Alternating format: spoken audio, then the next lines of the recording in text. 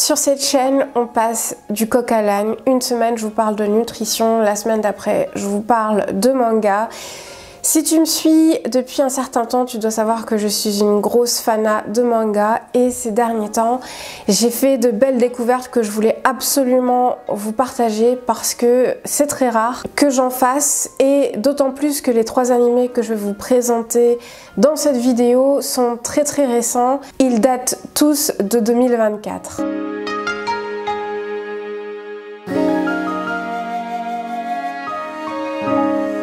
Entrons dans le vif du sujet. Le premier animé dont je voulais vous parler dans cette vidéo, c'est Ninja Kamui. C'est un seinen qui est donc en cours de parution. Je pense qu'actuellement on doit être au 4e ou 5e épisode. Il y a un épisode qui paraît toutes les semaines. Vous pouvez le trouver soit sur Crunchyroll en plateforme payante, soit sur le site Voir Animé en plateforme gratuite, mais je pense pas que ce soit très légal. Et j'ai vu qu'il était également disponible sur Amazon Prime. Concernant le synopsis de cet animé, ça suit l'histoire de Joe Higan, qui est un ancien ninja qui a décidé de tourner le dos à son clan pour pouvoir se consacrer à sa famille, à sa femme et à son fils, parce que les règles de son clan interdisaient aux ninjas de s'attacher à qui que ce soit. Une nuit, malheureusement, sa famille et lui sont attaqués par des anciens membres de son clan et sa femme et son fils sont assassinés. Il décide alors de se venger et en fait tout l'animé va suivre sa quête de vengeance. C'est un animé qui a été réalisé par le réalisateur de Jujutsu Kaisen et c'est vrai que dans les combats, dans la chorégraphie des combats, je trouve qu'il y a pas mal de similitudes avec les combats de Jujutsu Kaisen. Donc si vous avez aimé Jujutsu Kaisen, je pense que vous aimerez Ninja Kamui. Ce que j'ai kiffé dans cet animé, c'est que tu te prends une claque dès le premier épisode, t'as pas le temps de t'ennuyer et c'est comme ça à chaque épisode, un peu à la Shingeki no Kyojin, si vous voyez ce que je veux dire. Et l'animation est canon. Encore une fois, la chorégraphie des combats est juste sublime. Le chara-design est très soigné. Et il y a tout un mystère qui plane sur le clan de ninja dont a fait partie Joe. Bref, l'histoire est ultra prenante et je vous conseille fortement, si vous aimez les animés où il y a beaucoup d'action, où t'as pas le temps de t'ennuyer.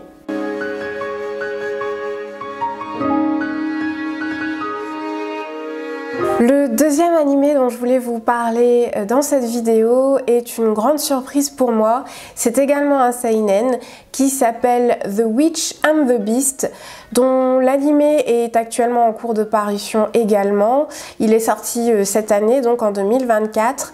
Par contre, il est tiré d'un manga qui est un peu plus ancien. Si je dis pas de bêtises, il est sorti en 2021, donc ça reste relativement récent.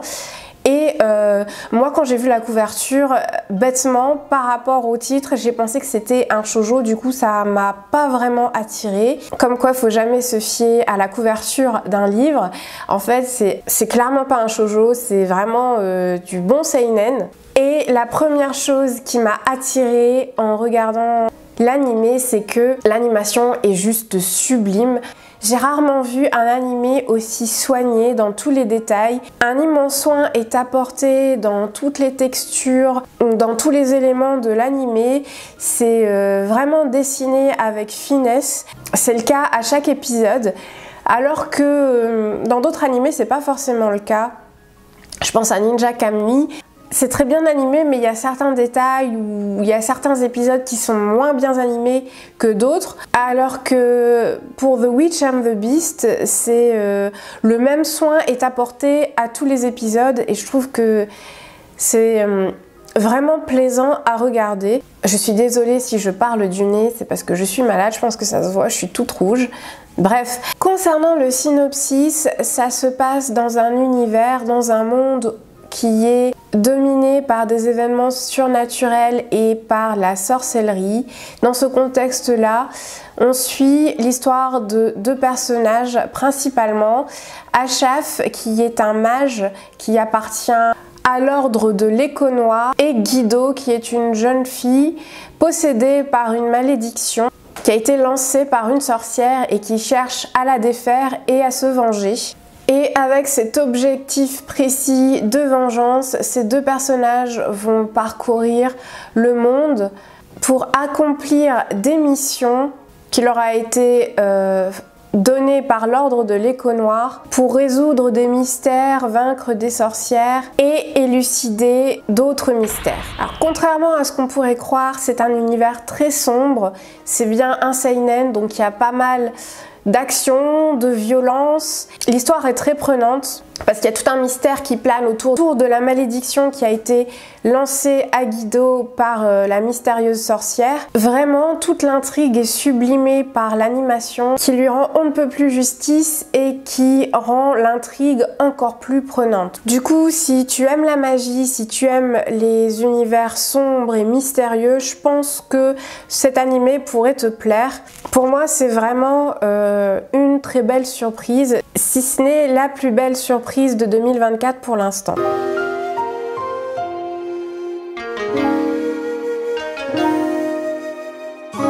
Le dernier animé dont je voulais parler dans cette vidéo, c'est également une surprise pour moi et il a été présenté comme étant le banger de l'année 2024. À la base, c'est un manhwa, un webtoon. Et ce qui m'a surpris, c'est que j'avais essayé de lire le manhwa et j'ai lâché au bout de 5 ou 6 pages parce que ça ne m'a pas du tout plu. C'est un manhwa qui s'apparente fortement à un isekai. Un isekai, c'est les animés où les héros se retrouvent projetés dans un univers parallèle qui s'assimile fortement à un jeu vidéo. Et c'est pas du tout un genre d'animé que j'affectionne ou que je consomme. Je pense que c'est pour ça que j'ai lâché l'affaire. Et j'ai quand même tenté l'animé et là je me suis pris une belle claque. J'ai oublié de le citer mais je parle de Solo Leveling. Je pense que si tu kiffes les animés, t'as sûrement dû en entendre parler. Ça se passe dans un monde où des portails sont subitement apparus. Ces portails donnent accès à des dimensions parallèles qui regorgent de monstres et d'ennemis qui sont un danger pour l'humanité. Et dans ce contexte précis, des chasseurs qui sont des guerriers humains au pouvoir surnaturel ont la responsabilité de défendre l'humanité du danger que représentent ces portails. On va ainsi suivre Song Jin-woo qui est un chasseur de rang E. C'est le chasseur le plus faible qui existe, à tel point qu'il est charrié de tous ses collègues et il va se retrouver dans le premier épisode dans un donjon de niveau D, sauf que les monstres qui se trouvent dedans sont d'un niveau beaucoup plus supérieur à celui auquel il s'attendait. Lui et ses amis vont faire face à un danger sans précédent qui va mettre leur vie en péril. Et je vais m'arrêter là pour le synopsis pour pas vous révéler ce qui va se passer par la suite dans le premier épisode. Je vous déconseille de lire également les synopsis que vous allez trouver sur le net parce qu'ils vont vous spoiler ce qui va se passer. Mais vraiment, j'ai trop kiffé, j'ai complètement changé d'avis par rapport au webtoon que j'ai lu parce que là c'est le même délire que Ninja Kamui. En fait on n'a pas le temps de s'ennuyer, il y a de l'action dès le premier épisode, on s'en prend plein les yeux et surtout l'animation est juste sublime, vraiment. Les couleurs sont vives, c'est ultra soigné, il y a énormément de finesses qui sont apportées dans les détails et en fait on n'a pas du tout l'impression que c'est un manhwa. J'avais déjà tenté les manhwas par le passé, j'avais pas du tout aimé le style de dessin et j'adhérais pas trop. Là je trouve que ça ressemble beaucoup plus à un manga classique, c'est peut-être ça qui fait que j'ai accroché à l'animation et à l'histoire. J'ai réussi à passer au-delà du fait que c'était un isekai parce que justement l'histoire, l'intrigue est ultra prenante et on s'en prend plein les yeux à tous les épisodes. Donc vraiment si les isekai c'est pas votre délire, j'ai envie de vous dire laissez quand même sa chance à Solo Leveling. De toute façon c'est vraiment l'un des animés de 2024 qui fonctionne du tonnerre et je comprends pourquoi. Je suis contente d'avoir réussi à passer outre les a priori que je m'étais fait au premier abord. Et autre gros plus de cet animé, c'est que toute la bande son a été réalisée par Hiroyuki Sawano, que vous devez sûrement connaître. C'est l'artiste qui a réalisé toute la bande son de Shingeki no Kyojin, qui est juste sublime et tellement épique que j'écoute toujours en boucle. J'adore, c'est l'une de mes bandes son préférées et je trouve qu'on retrouve la patte de cet artiste dans Solo Leveling. L'opening de la saison 1 est juste canon, vraiment. Il me semble qu'il a fait un duo avec un groupe de K-pop. On sent bien l'influence de la K-pop dans l'opening, mais il y a également toute la musique, l'orchestration derrière qui est superbe, et je trouve que ça ajoute au côté épique de cet anime. Et voilà, j'en ai fini avec mes dernières découvertes manga. Si tu kiffes les mangas, sache que j'ai toute une playlist de mes favoris mangas de tous les temps sur cette chaîne. Je dois bien avoir 5 ou 6 vidéos. Je te mettrai le lien en barre d'infos si tu as envie d'en apprendre davantage.